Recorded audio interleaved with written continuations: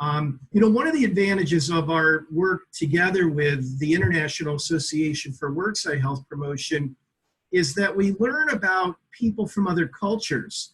So we have a client in Ohio that has a high percentage of employees that are from India. And I've learned through our work at IEWHP that in the Indian culture, the concept of health coaching is viewed as a little something I don't want to do.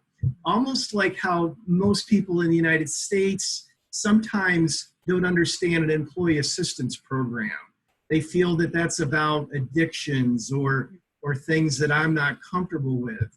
So understanding the needs of each culture and what's going on in other areas can help me be a better wellness coordinator in Ohio or India because I understand where people are coming from.